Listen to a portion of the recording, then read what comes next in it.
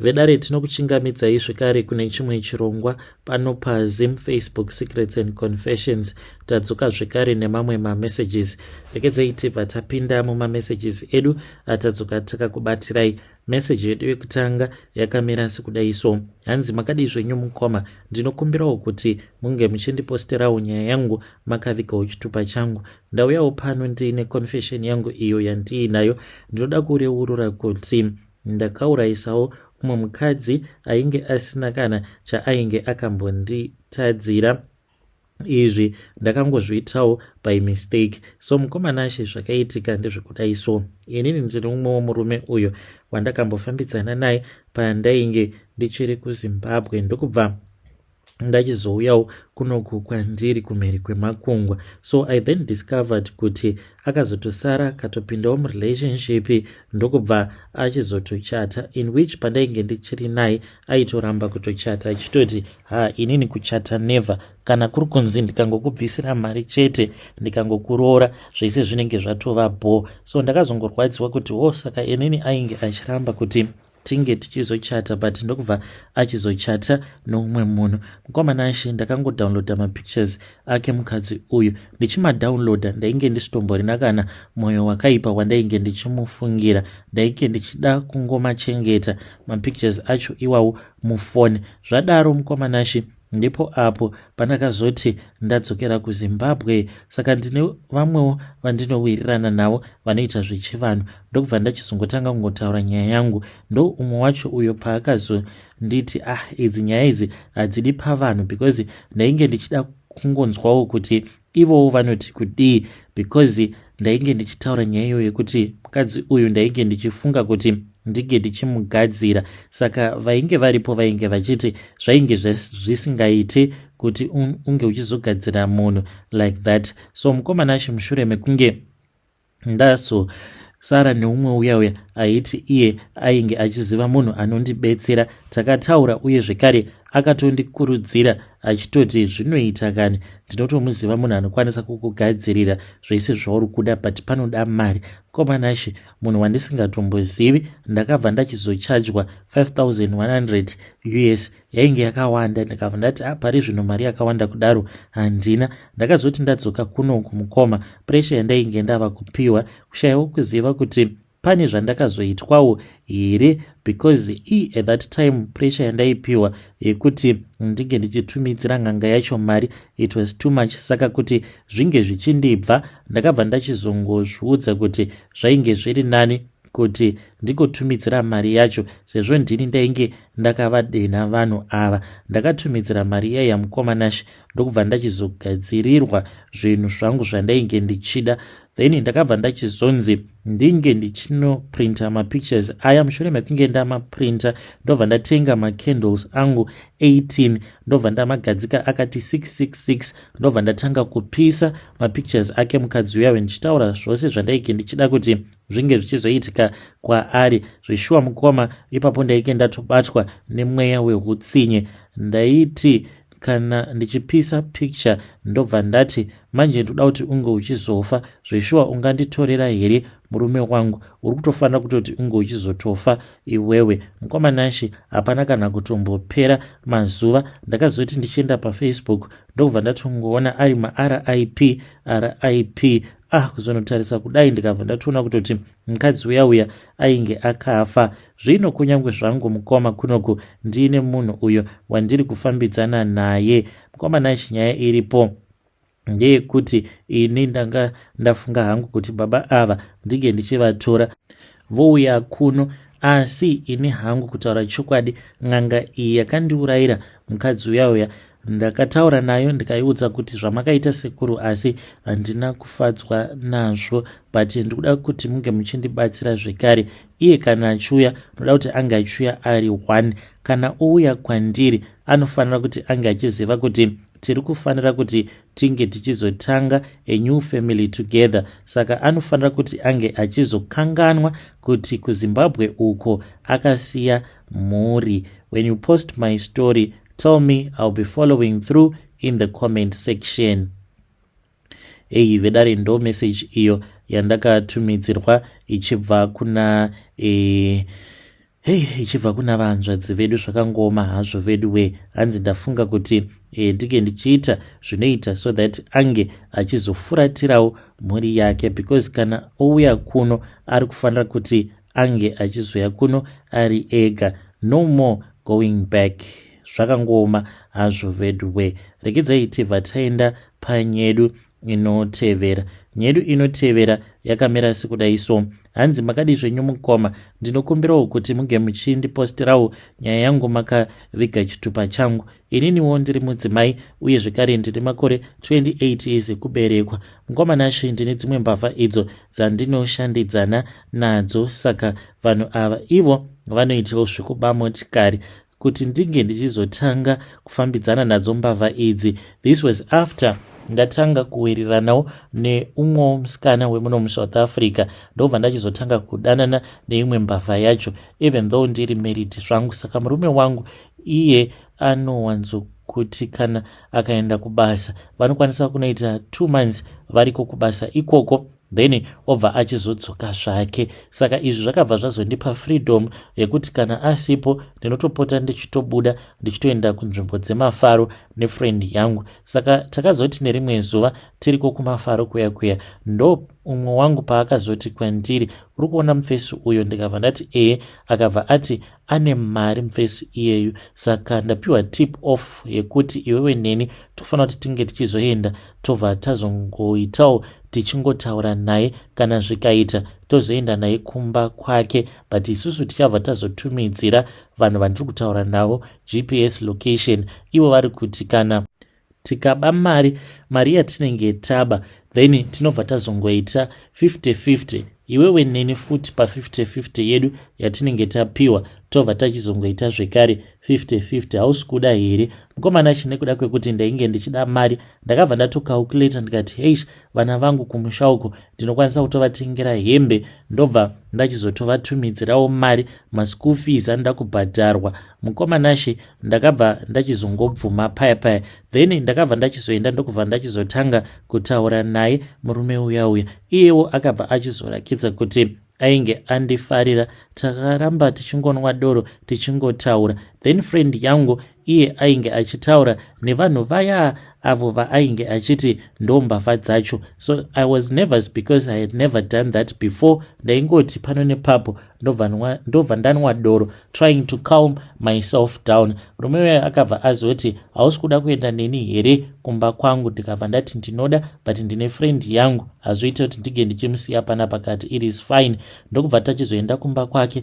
Ndakafara chaizvo mukoma, ndichitoona kutoti pamba pake paainge achigara, even though ainge ari munhu ainge aine mari, painge pasitomborina kana jurawo, pasitomborina kana security. Akabva ati kuno kuneighborhood kwandinogara hakutomborina kana crime. So friend yangu iye akazosara ari mudining, ndokubva ndachizoenda naye mudhara uyu tava kugadzirira kuti tinge tichizorara. Saka akabva achizotumidzira vanhu vaya GPS location kuti tenge tiri panzvimbo, ndokubva atokinura madhoo. Inini ndaike ndiri busy naye murume uya ndichiitira kuti asazofunga zvakawanda. Mukomanashe ndo pakazongokaruka patongopinda mbavha dzainge dzakabata pfuti, iniwo dzakatombondirova kundikongodza mumusoro, but yainge ingori valas chete. Ndikabva ndadzibuda uende, asi chakangondirwadza ndechekuti murume uyu mukoma vakazosara vava kumushungurudza, vakamurova, vakamutorera mari, ende vainge vachiti tikuda mari yakawanda, uye zvekare vainge vachida kuburitsa imwe mari yainge iri muakaunti make. Saka iye akabva ati since aine private banker anenge achitofanira kutoti anga achitoenda ikoko physically, because ivo vanoti vakaona kuti muakaunti make mainge muine 300 and something thousand yavainge vachida kuti ange achizotransfer. Akabva ati hazviite, mari iyi it is locked, kunyange muchiiona kana neni handitokwanise kutoti ndige ndichitoitransfer unless ndikatoenda kuna private banker wangu, then obva achizoirilisa on notice. Mukomanashe vakamurova vachifungidzira kuti ainge achinyepa, but vakazongomutorerawo yainge iri mune mamwe maaccounts nekuma savings. Mari yandakazopiwa handizivi kuti vakatiudza chokwadi here, but inini ndakazopiwawo mari yainge ichikwana iyo kuita 41, nefriend yangu akapiwawo 41 yake. Ndo mari yandakazotoshandisa ipapo nemurume wangu kuti tinge tichizoenda kumba. Ndasvika kumba ndikabva ndatenga mombe dzangu 2 ndikarovesa zvitina, tikabva tatanga kuvaka tikadzoka zvedu kunoku kuSouth Africa. Mukomana acho murume wangu haatozvizivi. Iko zvinozve vakomana avo vandiri kufamba navo, zvatinoita mukomana acho ndezvekudai so. Ivo vanenge vaine motikari yavo, ndinokukwanisa kungoenda pahiking spot ndoita sekunge munhu maybe ari kutoenda kana kuCape Town kana kuti kuDurban. Saka tichitofamba paya ivo vanenge vachitondiona, then ndichitovatumidzira malive location vachitotitevera vachititevera paya. If it happens, let's say kana tichienda kunzvimbo dzinenge dziri kure dzakaita sana Cape Town, then unozoti hwava husiku paya, motikari kana dzava kusafamba dzakawanda, ndo pavanozongo overtake. Vadaro vobva vatongoblocka road, driver akangopanika akangomira chete, vobva vatobuda vaine pfuti dzavanenge vainadzo, vobva vatoti munhu wese ngaaburuke. Iniwo ndinobva ndangoita sekunge munhu atiza, then ndinobva ndachizohwanda kuzonosvika varume ava vazouya kuzonditora, tobva tatotsvaka kwekuti tinotombonogara,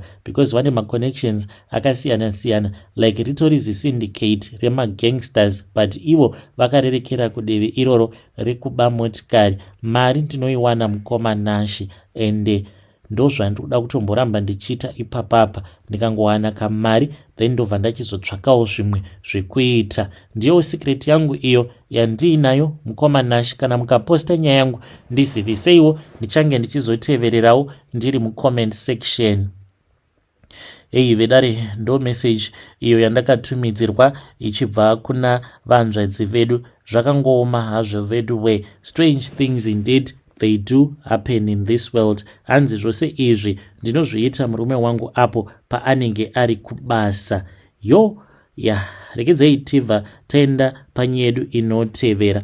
Nyedu inotevera yakamira sekudai so. Hanzi makadi zvenyu mukoma, ndinokumbirawo kuti munge muchindipostirawo nyaya yangu makavikawo chitupa changu. Ndauyawo pano ndiine confession yangu iyo yandiinayo. Confession yangu yakamira sekudai so. Kuchechi kwedu uko hakutendedzwi kuti tinge tichidya pork, but inini mukomanashi poku ndo yandinotofarira, and most of the times zvandinoita kana ndava kunzwa kuti ndinenge ndiine macravings. Izvi zvakatanga apo pandainge ndiine pamuviri, ndo pandakangotanga kungonzwa macravings ekuda pork. Saka ndaibva ndazoenda pane imwe spa, ndobva ndatongonotenga inenge yakabikwa nechekare, ndobva ndaidya. Kutaura kudai murume wangu haatozvizivi kuti izvi ndo zvandinoita. Naye ndinganzi ndingaendawo kugehena here nekuda kwekuti ndinodya poku, even though yakarambidzwa mubhaibheri. I do go to a traditional church, ndisingadi hangu kutaura zita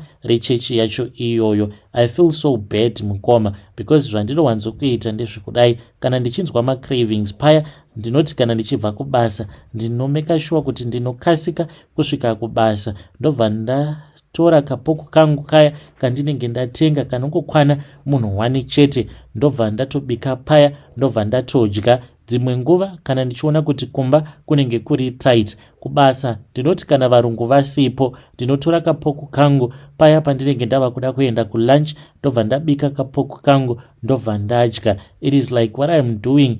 Ndinenge ndichitoita sekunge munhu ari kuita zvinhu zvisiri pamutemo. Please assist me. I'll be following through in the comment section. Ndinodawo ma-advices kubva kune vedare, kune avo ivo vanoenda kuma-church awa yakaita sechechi iyo yandinopinda, ma-traditional church asingatendedzi kudya nyama dzakaita senyama yenguruve. Muri kuzvifambisawo sei kana kuri kunzi nemiwo nyama iyoyo munoidya in secret? Vedare ndo message iyo yandakatumidzirwa ichibva kuna vanzvadzi vedu. Ngatizamei kuti tinge tichitaura navo vanzvadzi vedu ava. Strange things indeed they do happen in this world. Zvakangooma hazvo vedu we. Regedzei tibva taenda panyedu inotevera. Nyedu inotevera yakamira sekudai so. Hanzi makadi zvenyu mukoma, ndinokumbirawo kuti munge muchindipostirawo nyaya yangu makaviga chitupa changu. Ininiwo ndinoda kureururawo kuti ndakamboisirawo umwe mwana wepanext door poison, but mwana uyu hana kuzofa zvake. but I want to thank God kuti mwana uyu haana kuzoudza vabereki vake kuti ndini ndainge ndamuisira poison. Mwana uyu aibohwa mukomanashi apa zvinhu zvainge zvakatoomawo padheni, saka aiwanzokuti kana ndabva kuchikoro chete akangondiona obva auya apa anenge achitaimira chikafu chiya icho chandinenge ndabikirwa namama. Saka one day ndakazongoboekana naye ndikabva ndapinda mumba ndokubva ndachizonotora mushonga wemakonzo. Ndakautora mukoma ndikabva ndazomwaya muchikafu mushure mekunge ndadya. Saka ndakabva ndachizomupa chikafu chiya icho chandainge ndamusiyira, ndikati mwana iri rinokara stereki manje nhasi richafa. Saka akabva achizodya chikafu chiya sezvo ainge ari mwana aitozivikanwa muraini kuti aiva mwana aingofamba achingokwata chete. Akangoti achingopedza kudya ndo laki rakaitika, ndokubva atobva pamba pedu akabva aenda pamwe akaenda pamwe kwava kuzodzokera kumba manje. Ndopa akazotanga kurwara ende akabva achizoendeswa kuchipatara mushure mekunge vamupa mukaka akatanga kudurura zvekare achirutsa. Mukomanashi akazoti asvika kuchipatara kuya ndopa vakazoona kuti mwana ainge adya chikafu chainge chiine mushonga wemakonzo, asi nyaya yacho hakuna kana kwayakazomboenda. Vakangofungidzirawo kuti sezvo ainge ari mwana aikara apa pamba pavo paine tsamakonzo zvimwe kuda ainge adya chikafu chainge chakaiswa mushonga wemakonzo nechekare. Ndiyo confession yangu mukoma yandiinayo. Ndinoti kana ndikasangana naye I feel so bad kungoziva kuti munhu uyu kurarama zvake but ndakatombomisira mushonga wemakonzo muchikafu. Hei vedare, ndo message iyo yandakatumidzirwa ichibva kuna mukoma vedu avo. Ngatizamei kuti tinge tichitaura navo mucomment section. Yei, zvakangooma hazvo vedu we. Hanzi it is a bad feeling kuziva kuti wakatombopodza wauraya munhu. Yo, ya, zvakangooma hazvo vedu we.